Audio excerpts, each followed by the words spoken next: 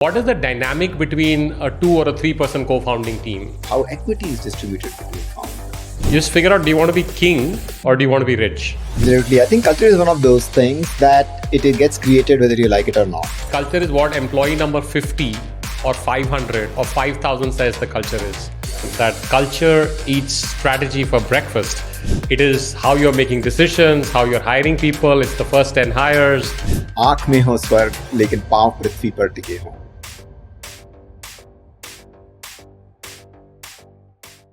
Welcome to the Prime Venture Partners podcast. This is Amit Somani, and I am delighted to be jamming with my partner, Shripati Acharya.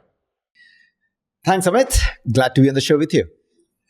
So we're going to talk about something which is, what we call, hard is easy, soft is hard. So it's culture, it's founders, and it's the team.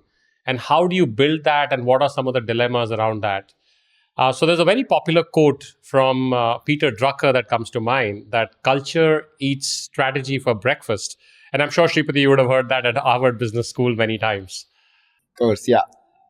So I think it's very, very, we often talk about building products, building GTM, hiring people and all that, but perhaps not enough about building culture. What are your thoughts on that, Shripati? And, you can maybe just kick us off there. Absolutely. I think culture is one of those things that it gets created whether you like it or not. So whether you are working on it actively, whether you want to define it, whether you want to shape it, it's going to be there. So you'll end up with something. And the question here is that whether what you end up with is something which you wanted it to be. So that's really the issue here. And so you're much better off trying to create a culture which you want to create, and then seeing where it goes. And I feel that for a startup, this is one of the most underappreciated areas, because as a founder, you're so interested in building the product, getting financing, getting the capital raised to the right level, hiring teams, etc. And the last thing you want to do is something loosey-goosey and soft as culture. Absolutely.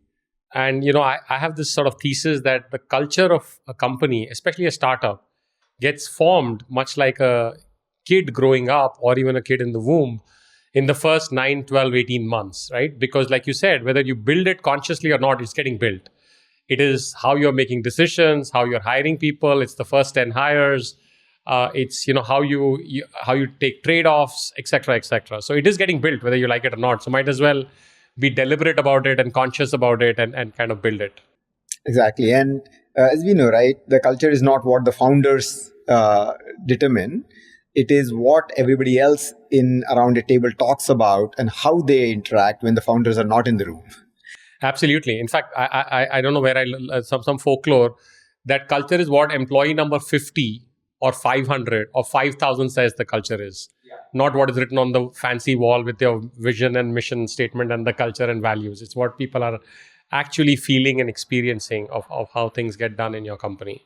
Yes. So can we define it a little bit more, right? Like, what is culture? So suppose there's a startup founder listening to the podcast. How should they define culture? What are the elements of it? A couple of things that coming to my mind are how decisions get made. Like I said earlier, what kind of people do you hire? How do you do trade-offs? If the founders are not in the room, if the customer's not in the room, how do you make decisions, etc. But what are some other elements that people should consciously think about when they're defining culture? So I feel that think about it from the standpoint of a new employee who has joined. Right? What are the questions they are asking themselves without necessarily asking? Right? What are the things in their mind? And the things in their mind are, well, how should I actually behave and interact in this meeting? Right? So let's think about some practical terms. You're in a meeting and a conversation is going on and the CEO is saying something and you disagree with it. What do you do at that point? That is the direct impact of culture. So if a culture is something where it's very transparent and open, and you can go and dispute anything in an open fashion, then yes, there is actually no, concern or fear, whatever you want to call it. But if suppose the culture is one where it is differential, by the way, I'm not even saying it's actually the right thing or the wrong thing, because there are a lot of companies where you want that, where it is, or I would say where a top-down culture works very well, because everybody aligns quickly and fully without having endless debates. Because you can have companies where there is this open culture, where there's a lot of debates, and then you're doing analysis paralysis and nothing gets done. That's definitely worse than the previous one, right? So I'm not even saying one is better than the other, but that defines the culture. What do you do? How do you interact with your peers? How do you interact with your seniors? For example, that's probably one example of culture. Yeah. A couple of other things that are coming to mind are things like, do decisions get made based on data, or some kind of insight, or perhaps who you know or what you know, right? So in certain companies, if you don't have data, Rupert Murdoch is famous for having said this, right? If we have data, then we'll talk, right? If you have opinions, then we'll use mine. So we'll go with the I highest think person. Jack Welch has a quote, right? In God we trust, everybody else brings data. Yes, that's there you go, right? So I think it's very important. I like that thing about a new employee coming in, or employee number 50 coming in. To my point earlier, it's whatever they are feeling when they're coming in, like a week or a month or 3 months later. That's what's kind of defining what culture is. There's another element of it which I'm actually reminded of, because Amazon quite famously has this culture of customer centricity. So what culture can help define is put the guardrails within which you make decision when it has not been prescribed. So of course you might have a company guidance wherein that you need to travel economy class here and business class there, and these are all rules, right? Yeah. It's fairly straightforward. But the question is, what do you do when it is a situation where you need to use your judgment? And the culture helps guide that. And so, from what we understand, I think you have mentioned this to me, that in Amazon, there's always a seat in any meeting for the customer. That's right. An empty seat. An empty seat, right? Which is, what would the customer think? That is culture to me, right? Which is putting, helpful guardrails around how you make decisions. Absolutely. No, and similar things were true at Google, saying, is this right for the user? If it's right for the user, then it's fine, because that's a core value, that's a core principle, right? That's a core belief. So let's transit. Since I started with saying, hard is easy, soft is hard. Let's talk about some of the harder issues, and I want to in particular bring up, because we've now seen dozens, if not worked with actually dozens, but seen thousands of companies over the last 10 years. What are some of the dilemmas and the dynamics which are very hard and difficult to get around, and so therefore people sweep it under the rug? And I'll kick it off. Yeah. Right. So what is the dynamic between a 2 or a 3-person co-founding team, right? And how do they? It's not just decisions, right? Who's the CEO? Who's not? Let me just even start there. We have met innumerable companies, including one as late as last week, where they said, no, we haven't decided. We're two buddies. We've been together since grade 6. We'll figure it out. No, not really. But there are so many of these dilemmas. So what do you think about this notion of getting some kind of vibe and some of the more uncomfortable questions kicked off between the founders sooner than later, and perhaps even all along the journey? Yeah. I feel that this who is the CEO question is like a really great, I would say, test case about how much evolved and firmed up that relationship between founders is. If you think about it, it's very common and in fact desirable for founders to be friends. And because from friendship comes trust. And trust is really central to be successful, because you are going to face a lot of ups. Our partner Sanjay very famously says that you have in a year 360 days of pain and 5 days of exhilaration, and in leap year you get 361 days of pain. So that's what startup journey is. And in order to navigate the stormy sea successfully, you need a lot of trust. And that comes from friendship and knowing each other intimately, having gone on travel together or been on those hard classes together and burned the midnight oil and whatever have you, or been on parties, everything else. But the thing with startups is that while that is essential to start the company, you need to go ahead and develop another side of that relationship, which is a professional relationship. And who is the CEO is the first question in that professional relationship, because a CEO is the first among equals. So the buck does stop with he or her as a CEO when you're talking about issues. The CEO is the person who is signing off on documents typically, and ultimately the performance of a company, the responsibility does rest with the CEO. So it is not a trivial decision, and it is an important conversation. And to me, when founders have come in and said that, hey, look, we'll figure it out, my suggestion is that we should figure that out before you actually do any kind of fundraise, because it's the investors who want it or desire that, but it actually leads to a certain set of conversations and terms of engagement being defined between founders, which is just super important. Yeah, couldn't agree with you more. And what happens is when you probe some of these so-called soft things, you will get to the harder issues. What are the roles and responsibilities? How will we measure each other's performance? How will we make each other accountable?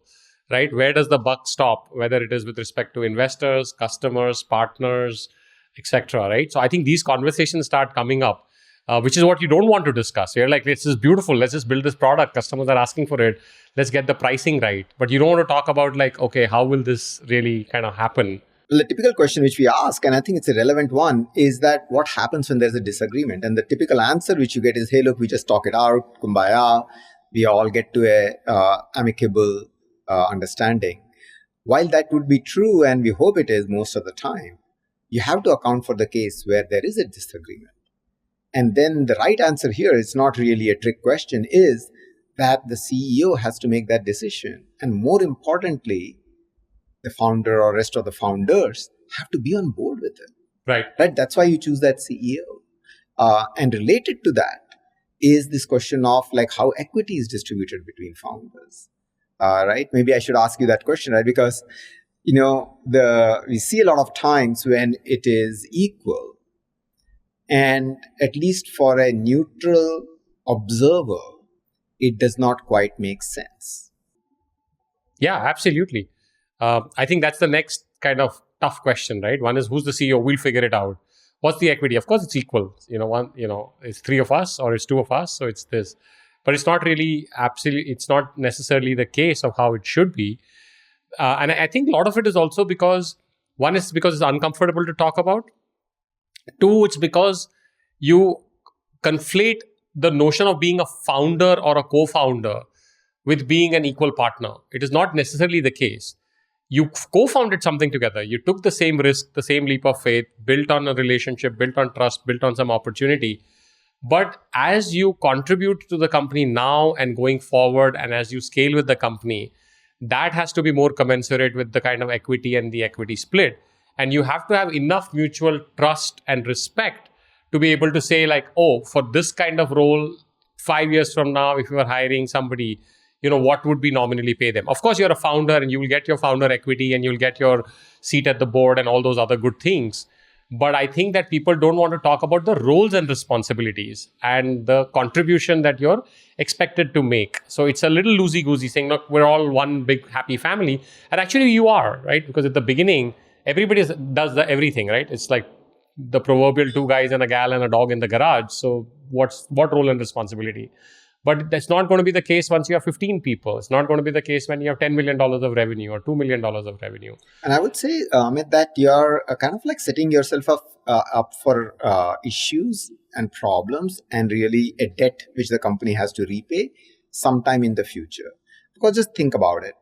The contributions will typically be different depending on the domain in which you are. It's not like you are smarter than me. But suppose today we were starting a company which is in travel. You were, CPO of Make My Trip and at Google, running consumer products. I would think that you would probably add a lot more value than most other people, right? If you and I were starting a company. So it actually depends on even the company and the actual problem statement which they're looking to address. So it's really not about like who is smarter. It is what the future contribution is going to be. And if that conversation can be had and you agree to what you think is a fair contribution ratio, and obviously it is qualitative, right? Yes. But if you come to some understanding, it really prevents problems later. Because what happens later, and we have seen this in companies, in fact, I've seen this in very successful companies later also, and this I'm talking even from my experience being in the Valley at that time, is that the person who is clearly making a larger contribution starts having angst about it. Okay, this could be like 3 years later. Yeah. And now everybody else in the company also sees it, right? Suppose one person is a CEO, another person is a CTO. And let's say the CTO is just like blowing it out of the park. Yep. And the CEO is just a salesperson. I'm not saying just, is like a sales, but now this is really a tech company, or the vice versa, right? So what happens is that everybody in the company now is like keeping quiet because they know this is not really fair, and this, and everybody ends up knowing what the equity is anyway. And now even between the founders, it's creating friction, which is really not what you want, because you want all your forces to be squarely focused on making it as successful as possible. So I'm not here really batting that there should be differential equities in all cases, but it is a question which at least should be asked, discussed, and come to an understanding between the founders, and realize that you speak now or forever hold your peace, because these kind of things don't change materially. It can be on the margin, some bonus pools the company would allocates and so forth, but just be reasonable about it. And honestly, this comes down to a worldview, which we frequently talk about, which is about being rich or versus being king. Yes. Yeah, there's this beautiful book I recommend called The Founder's Dilemmas by Professor Wasserman from Berkeley, which talks about, you just figure out, do you want to be king or do you want to be rich? And the metaphor is that if you want to be rich, you need to think big, right? You need to structure things for more success. You need to figure out who all you need to bring to bear. It could not just be co-founders, which is, of course, the most critical starting ingredient, but investors, senior employees, CXOs, we'll talk about all that, right? And therefore, you may have a smaller pie of a much bigger thing. But if you want to be king, you're like, this is my little empire, and like I run this, and this company will never be more than $10 million. But hey, look, I'm king, right? Like I decide what I'm going to do. So I don't think people necessarily think about it very consciously and deliberately. Let me take the devil's advocate to that. Let's say I'm you and I are kind of starting a company, and the kind of roles are flipped, and it's something that you have board expertise in or experience or whatever. And I'm feeling like marginalized, right? Saying, wait, like it's fine, like, but right now there's nothing, right? We're just starting out, and like, well, I'm also slogging, you're also slogging 16 hours a day, 18 hours a day. So why am I like, and I'll evolve, right? I'll grow. You'll also grow. I'll also grow. So how do you think about like resolving stuff like that, right? But I do agree with your broader premise that just the virtue of talking about this will clear up a lot of the air, even if you end up at 50-50. But for a moment you say, no, it's not 50-50. There's some differential, and I'm the one getting the little bit of the lesser equity. How do I, at an emotional level, get my head around this? So the way I look at it is that you have to dispassionately look that it's actually good for me as a person who is actually getting lower equity if it is actually fair. And good for the company. And it is good for the company. Because in one sense, I would think that, hey, this is actually reflected of the respective contribution. And in one sense, it reduces friction later. Because if I have disproportionate equity, a grossly disproportionate, actually what happens is problems occur not because you have 2% more or something like that, right? When you clearly say that, this just doesn't make sense, right? This equity distribution. And honestly, future rounds, investors ask this very uncomfortable question when they are coming into the company. So it is not even like several years down the road. You might do a seed round, you might do in Series A or Series B, you might start getting pushback on this one. Because at that time, there's enough history to the company, and there is enough evidence of which way the company is going and what the various contributions are. And so the way to think about it is that your rich versus king question, and say, look, you're building a large company. There is going to be differential contribution. Looks like, this person is, it is in travel, it is in advertising, it's in all these different areas. Right. I don't have that skill set. I have other skill sets. And I'm actually really helping prevent issues later, and honestly reducing attention on myself. Because I also feel at peace that, hey, look, I think I did the right decision there. And this is really the mindset you will need on and on and on. To build a large company. Absolutely. And this is just part one of it. The larger actually issues come with the ego here when the roles actually change. Right? Right. And now when person is, let's for a moment say there is a Wall Street Journal article there is an article in Economic Times, right? And it has a full page picture of Amit Somani Yes. on it. I'm like, hey, look, like, what about me? I also did this stuff. Uh, what do you do then? Right. Right. So I think that this thinking, just taking a step back, taking a look at the company and saying what's going on here.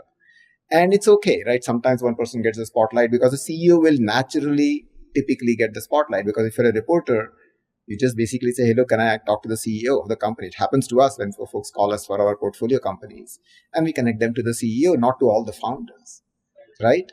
So I think that understanding and probably maturity perhaps is really, really helps. But you will be surprised how often these little things, not even talking about equity, I'm talking about just this Yes. example, lead to a lot of friction.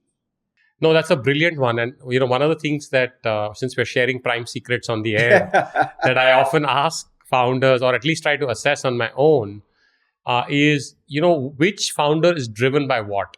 Meaning, particularly, power, money, fame, impact. Of course, there's, it's not, you don't pick one or the other, right? You mix and match. But what are your core drivers? And in many cases, people are very aware of their anti-drivers. They're not aware of the core drivers. So they may be like, look, I don't really care much for fame. Like, I want to build something cool, or I want to be rich, or vice versa, right? Like, I want to be the face of this thing. I want to be the engineer that, built the OpenAI algorithm or the Google page rank or whatever. Like, I don't really care. Like, I don't want to need be my featured photo in the Wall Street Journal. I don't need to be featured in the Wall Street Journal, but I want to win the Turing Award, or I want to get some, whatever recognition in the scientific community. But if you don't know, and you haven't really gone into the depth of kind of figuring that out, that can cause kind of issues, right? You know each other, right? Like you said, you're friends, you're probably classmates from IIT or XYZ or whatever, but you haven't really like, what drives this person? What's the chip on the shoulder? What's the motivation? And when you get into these things, and you say, no, I also care about fame. Shripati also cares about fame. So like, I also want to be in that Wall Street Journal article, or vice versa. So that's one. That leads me to another slightly more upbeat question, which is, but related in the same genre. That as companies mature, and we've seen this a few times, that you start getting exit opportunities, right? And again, if you haven't talked about it, and this is their first company, and like 3 years in, you're doing something great, you built some nice product, you got some revenue, you got some traction. Somebody comes and offers $50 million to buy this company. Now, each of you own several, tens of percentage points of equity in the company, maybe more. And you're like, man, we could make $10 million each at the age of 29, right? Or more. Now what do we do? Now I've seen and heard scenarios where like somebody else is like, look, this is life-defining money. Like, I got to take this, right? I can't, like, who knows when exits will happen or not. And the other person is like, no, I'm going to go big or go home, right? So I'm not here to do this thing. I want to like go build this into a unicorn, decacorn, whatever. And if it doesn't make it, no problem.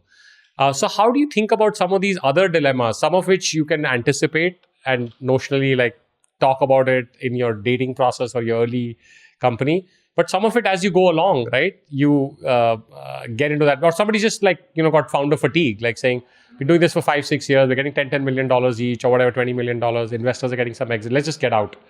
The other person like, no, this is my life's work, I'm going to do this for another 10 years, like I don't want to get out, I'm not going to sell at all. How do you think about dilemmas of that nature? So I think those are like very difficult. So one thing is that you cannot really pre-plan for it. Yes. Right? You cannot like say, hey, look, we agree that we shall hereby commit ourselves to creating at least $1 billion exit. Because fact of the matter is, it's an unknowable thing. You don't know what's going to happen. You are looking for product market fit. You don't know how large the market's going to be. You don't know what the competitive dynamics is going to be. You don't know how the funding environment is going to be. You don't know what kind of team you get to end up creating. So you just don't know. So to me, like there's a line, there's a Harvansh Rai Bachchan thing, right? It says, "Aankh mein ho swarg, lekin paav prithvi par tike ho." Right? Dream big, but have your feet firmly planted on the ground. And what that really means is that you're evaluating it, and maybe 50 million is the right thing to do. Right? Because you might have wanted a really large thing, but you take a step back and you say, hey, look, all things considered, this is the risk here is just too much, which I'm not willing to take, or I don't have the investor support, or whatever else I'm presuming is going to happen, which we ask our founders these questions. What are you presuming to be true at this point? Now, looking what you already know and what is ahead, for this to be a big company, and are those assumptions fair and reasonable to make? So one thing I would say is that deciding these things is really about having a lot of conversations with your own trusted board, your personal advisory board, of course with your investors as well, but your own personal board. And the founders might very well differ in their opinions here. But I feel that there's no straight answer. Honestly, Right. these are tough questions. And the thing is, even if you have taken the exit, you would never know Yeah. what it would have been to continue. Right? As we know that Zuckerberg famously turned down, I think it was $500 million or $1 billion Billion exit, dollar. $1 billion exit, like soon after he had started from Yahoo. And of course, we know where it is today. So for everything, you'll find 5 other, but for every such Facebook, there are probably 10 examples where somebody didn't take the exit. Or probably 100 and Or didn't make it. and didn't make it. So yeah, so honestly, I don't know how to, Yeah. there's no cookie cutter answer there. Yeah, no, one thing that I think helps, again, it's back to the, planning is essential, plans are not, is when you're conversing on how are you going to potentially make these decisions? What are your drivers? What are my drivers? Why am I doing this? Etc. Etc. And then you figure out the dissonance, right? Very early on. Doesn't mean you don't do the company or you don't do it together. Of course you do. But you say, okay, this is how you think. This is where you're coming from, right? This is what you want to kind of do. And so it does help when you talk about these various things in terms of not that specific scenario, but like for me, it's not the money, right? For me, it's like huge impact. Like I want to take Facebook or this thing to 1 billion users. So like, even if I got $1 billion, like what will I do with it? Like I didn't go to 1 billion users. Like I want to take it to 1 billion users or the other way around. Like, look, money is really important for me. And like, I don't know, whatever Zuckerberg was at that time, 22, like I don't really care. I'll do 10 more companies after this, right? So. But I think it's really related back to our culture conversation earlier, which is that how do you have difficult conversations? Yes. Right? And as founders, you need to have the ability to have difficult conversations in an open and productive fashion. And if you do that, it'll actually percolate down to the rest of the company. No amount of writing it on big boards and big and 100-point font is going to change that, because that culture is established the very first time in a full room, you have a disagreement. Yes. Right? And how do you do it? And if you have the ability to actually listen, understand their point of view, give a proper, your point of view, and actually are together trying to find a solution versus trying to be right, then it'll actually help the company move forward. It's a tough thing to do, but on the positive side, we have seen companies which have those characteristics really, really succeed. And those companies are the ones which have like learning machines, right? Because they're able to take the input, process it, and then decide, and doing it without any sense of insecurity. So I'm into books. I have 2 book recommendations. One is called Crucial Conversations, a fantastic book.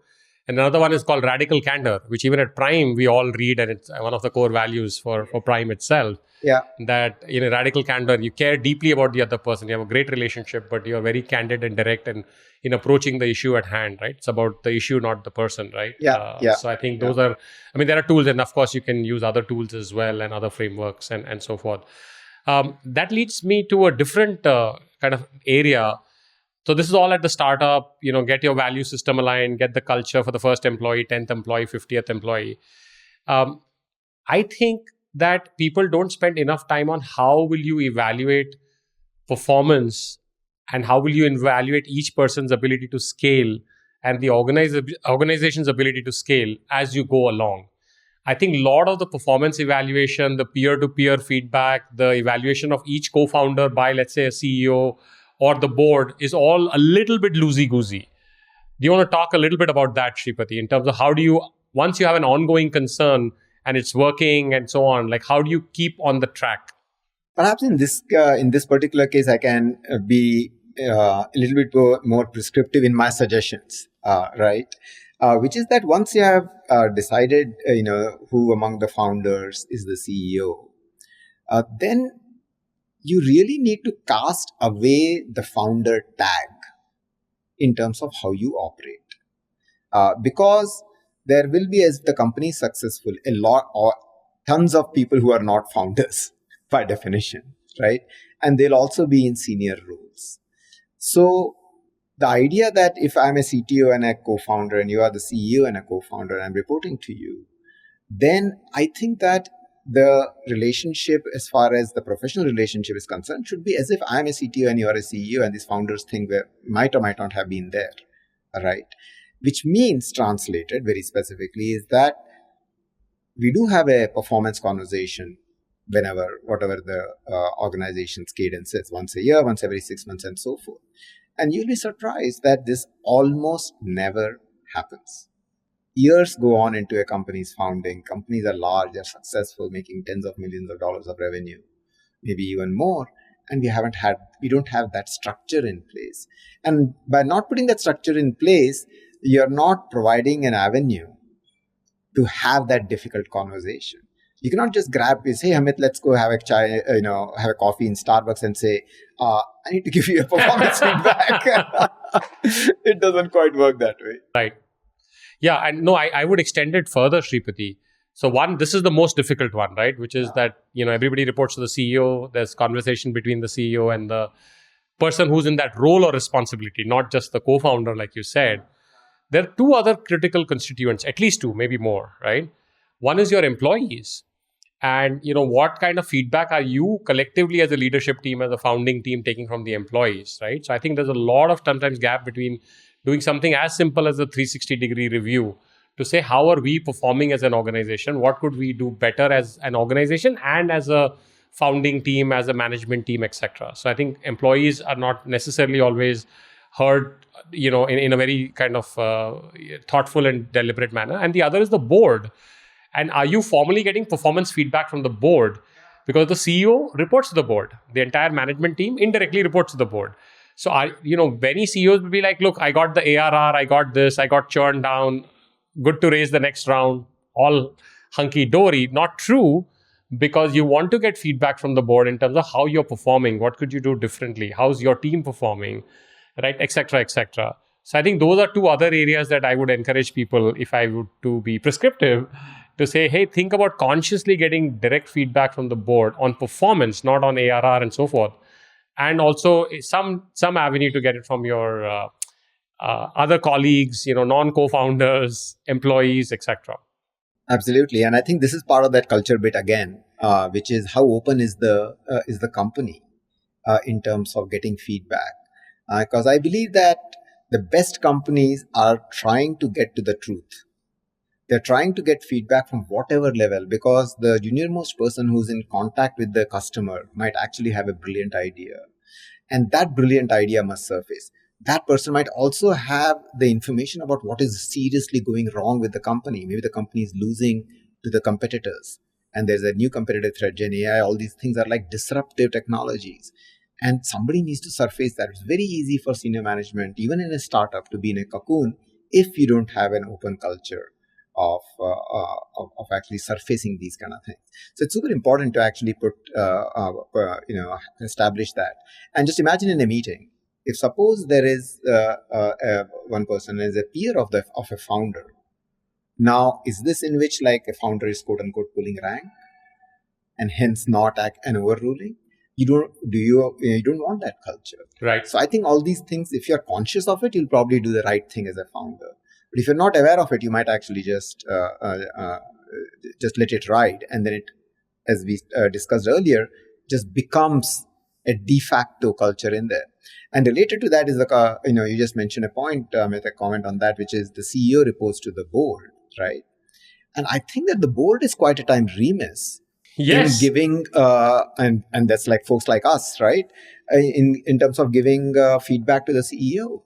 And one of the things which I find really, amazing about some founders, and I've had that really privilege of working with them, that they would call up after the board meeting. And I said, hey, look, what do you think went wrong, and what went right, and what are we doing not right here? Did we actually, do it properly? Do you present the right things? Or do you really think, is there something which you need to say, which you haven't talked about in the board? Can I actually talk to you about it? Or can you tell me? That level of openness, to me, fundamentally gives you a superpower. Because now you have the ability to listen and incorporate feedback. Of course, you can reject it anytime, right? Of course. But just having that particular DNA just sets it up for a beautiful relationship between the board and the CEO, and also fixing issues. Absolutely. No, I couldn't agree with you more. So I think a lot of these things that we've talked about, in fact, this by itself could be a podcast kind of on its own, just feedback and how to take and give feedback. But I think overall, the point that we're sort of making as we come to a close here is that you need to be deliberate about creating culture. You need to talk, say the unsaid, right? Talk about the uncomfortable conversations, whether it's equity, it's roles and responsibility, it's feedback, its ability to scale, and so on and so forth, rather than let it kind of be swept under the rug and like, we'll see it when we kind of get there. It may be too late by the time you get there. Absolutely. And if I may just paraphrase this in another way, which is that you start the company on a core foundation of friendship and trust. That is very important, and you should continue to be there. But you need to add another pillar to it. And that is a professional relationship in terms of engagement. And the sooner you have that conversation, the more firm is the foundation of the company. Absolutely. And if I may sort of bring this to a wrap, I think culture, just like product or GTM, can be an ultimate differentiator. And so much like folks out there, you're trying to build great companies, great products, great services, think about building a great culture. Well put, Amit.